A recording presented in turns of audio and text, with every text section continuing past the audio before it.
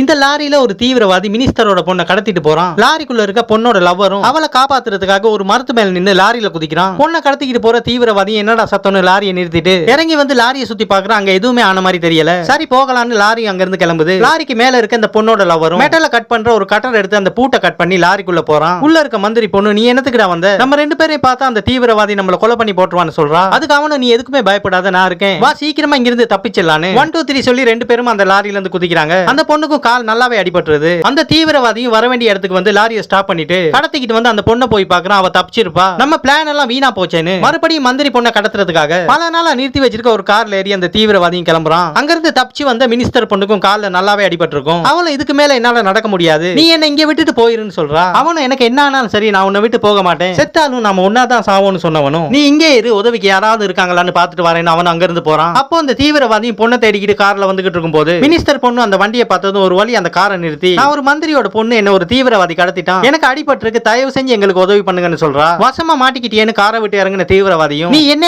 ஏமாத்திட்டு தப்பிச்சு போறியான்னு அவளை அடின்னு அடிச்சு மறுபடியும் அந்த பொண்ணை கார்ல ஏத்துறான். அவளும் தான் லவ் பண்ற பையன் பேரை சொல்லி கத்துறா. அவனு மினிஸ்டர் பொண்ணு மறுபடியும் ஆபத்துல மாட்டிக்கிட்டானே அந்த பொண்ணு கிட்ட ஓடி வரான். ஆனா அந்த தீவிரவாதி மறுபடியும் அந்த பொண்ணை கடத்திட்டு போயிருப்பான். இவ்வளவு போராடியும் அவளை என்னால காப்பாத்த முடியலையேன்னு கதறி அழுதவனும் அந்த கார் பின்னாடியே அவளை காப்பாத்துறதுக்காக துரத்தி போறான். தீவிரவாதி இன்னொருத்தனு கால் பண்ணி இன்னும் 10 நிமிஷத்துல ஸ்பாட்ல இருப்பேன்னு சொல்லும் போதே பல நாள் ஒரே இடத்துல நின்னனால அந்த காரோட பெட்ரோலும் தீர்ந்து போயிருக்கும். அந்த தீவிரவாதியும் காரை விட்டு இறங்கி வரான். மந்திரி பொண்ணு அவனோட போனை எடுத்துட்டு கீழே இறங்குறா. பின்னாடியே துரத்தி வந்த பையன் ஒரு கம்பு எடுத்து அந்த தீவிரவாதி தலையிலேயே போட்டு அந்த பொண்ணை மறுபடியும் காப்பாத்தி அங்க இருந்து அழைச்சிட்டு போறான். தலையில அடிப்பட்ட தீவிரவாதியும் அவங்க பின்னாடியே துரத்தி வந்து மரியாதையா என் கிட்ட வந்துருங்க இல்லாட்டி உங்க ரெண்டு பேரையும் ஷூட் பண்ணிடுவேன்னு சொல்றான். அப்போ அந்த பொண்ணு கையில இருந்து அந்த போன் எடுத்து போலீஸுக்கு கால் பண்ணி லொகேஷனை ஷேர் பண்றான். தீவிரவாதி நான் இவ்வளவு சொல்லி போலீஸுக்கு கால் பண்ணிட்டேன்னு அந்த பையனை ஷூட் பண்றான். அந்த பொண்ணு என்ன காப்பாத்துறத வந்து அநியாயமா உயிரே விட போறேன்னு கதறி அலறா. சரியான நேரத்துக்கு போலீஸ் அங்க வந்து அந்த தீவிரவாதியை கைது பண்றாங்க. கூட வந்த போலீஸும் அந்த மினிஸ்டர் பொண்ணையும் அந்த பையனையும் ஹாஸ்பிட்டலுக்கு அழைச்சிட்டு போறாரு. இந்த ஸ்டோரி பிடிச்சிருந்தா மறக்காம லைக் பண்ணி ஷேர் பண்ணுங்க. நன்றி.